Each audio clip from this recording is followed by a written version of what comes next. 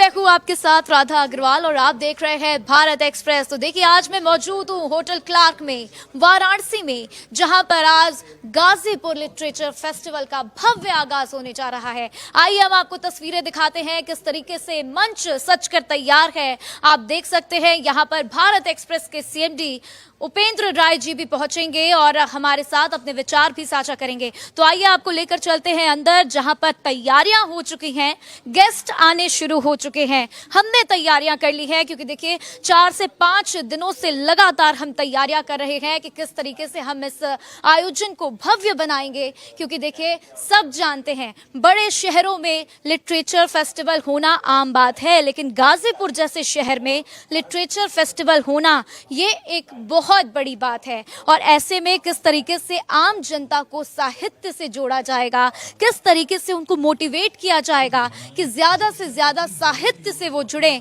यहाँ पर उसकी पूरी कोशिश की जाएगी। तमाम गेस्ट आने शुरू हो चुके हैं और देखिए पूरा मंच किस तरीके से तैयार, यहाँ पर एलईडीज लगी हुई हैं। हम गेस्ट को फैसिलिटेट करेंगे, लेकिन साथ ही साथ आज यहाँ पर क्या कुछ खास होगा, चलिए मैं आपको एक छोटा सा ब्रीफ दे देती हूँ। तो देखिए सबसे पहले इस भव्य आयोजन की शुरुआत होगी, इसके बाद हम देखेंगे किस तरीके से दीप प्रज्वलन हुआ।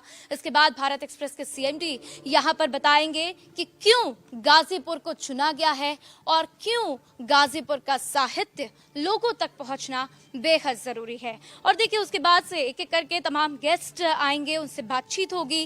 पैनल्स का आयोजन यहाँ पर किया गया है, पैनल से बातचीत होगी, वो भी अपने विचार साझा करेंगे। पूर्वांचल के ऊपर बात करेंगे, भोजपुरी के ऊपर बात करेंगे कि किस तरीके से भोजपुरी बढ़ता जा रहा है, भोजपुरी को लोग महत्व दे रहे हैं, भोजपुरी को सुन रहे हैं, भोजपुरी को जान रहे हैं और उसमें इंटरेस्ट ले रहे हैं। तो देखिए किस तरीके से तैयारियां हैं। अगर मैं बात अपनी करूं तो देखिए कल ग्राउंड पर भी मैं गई थी, काशी में लोगों से बातचीत की, लोगों से जाना किस तरीके से वो एक्साइटेड हैं, बेहद एक्साइटेड लोग, उनके चेहरे पर एक अलग ही खुशी। और साथ ही आइए अब हम बात कर लेते हैं भारत डायलॉग्स की को फाउंडर से, साथ ही साथ यहाँ पर मिस पूजा प्रियंवदा जी मौजूद हैं, इनसे जानेंगे क्या खास तैयारियां, कितनी एक्साइटेड आप इस इवेंट के लिए।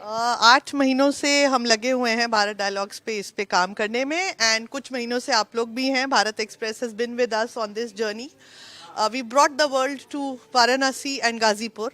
वाराणसी के लिए it's not a new thing, the world keeps coming here, but for Ghazipur it's a first. Ghazipur के लिए ये अद्वितीय है, पहली बार हो रहा है।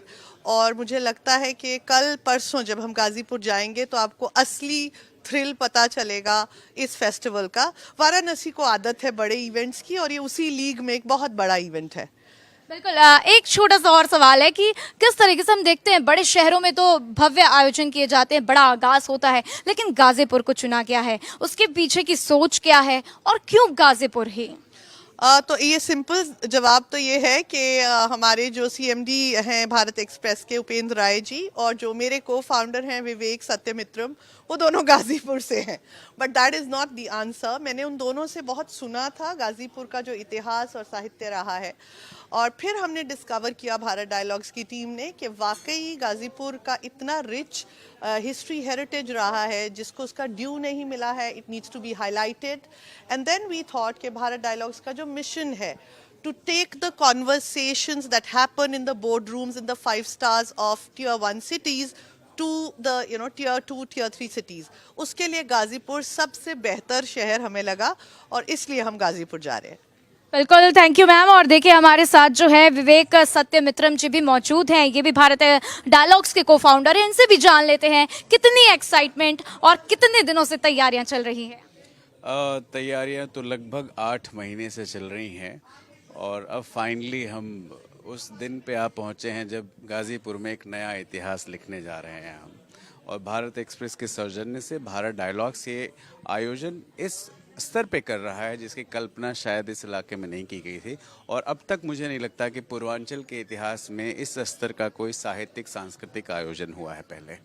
बिल्कुल, तो देखिए पूर्वांचल के इतिहास में एक ऐसा बड़ा साहित्यिक सम्मेलन जिसका इंतजार यहाँ की पब्लिक करती है, लेकिन शायद उनके सपने पूरे नहीं हो पाते। और देखिए, आप माने ना माने, कल जब काशी में लोगों से बातचीत की गई, जब उनसे जाना गया, उन्होंने खुद बताया कि वो कितने एक्साइटेड हैं। और इसके लिए आइए हम आपको लेकर चलते हैं मेरी सहयोगी आंचल के पास, क्योंकि उनसे भी जानेंगे, क्योंकि जब हमने लोगों से बातचीत की तो वो भी अपने एक्सपीरियंस आपके साथ साझा करेंगे कि किस तरीके से जब हमने लोगों से बातचीत की, उनके साथ हमने समझा, तो लोगों ने क्या कुछ अपने विचार साझा किए हैं। तो आंचल, आप बताइए, कल जब हम लोगों से बात कर रहे थे, हमने देखा किस तरीके से एक अलग ही खुशी लोगों के चेहरे पर नजर आ रही थी। आप थोड़ा बताइए कि आपने किस तरीके से देखा कि इस लिटरेचर फेस्टिवल के लिए लोग तैयार हैं, आने के लिए बेताब नजर आ रहे थे। जी राधा, बिल्कुल आपने ठीक करा। हम लोग कल 80 घाट पर गए और वहाँ से हमने लोगों से ऐसे रैंडमली पूछा कि गाजीपुर लिटरेचर फेस्टिवल में आप आने के लिए कितने एक्साइटेड है। और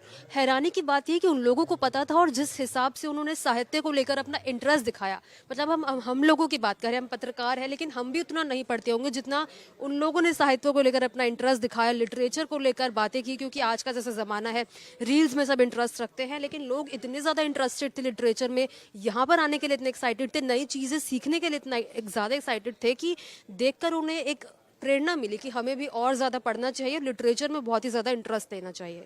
बिल्कुल, और देखिए, हम खुद युवा हैं और हम खुद चाहते हैं साहित्य से कनेक्ट होना। ऐसे में यहाँ से हम तो सीखेंगे ही, और आपको भी सिखाएंगे कि आप किस तरीके से साहित्य से जुड़िए, साहित्य पर बात करिए और आने वाले वक्त में भारत को एक नई दिशा दीजिए। कैमरामैन मनु के साथ मैं राधा अग्रवाल, भारत एक्सप्रेस।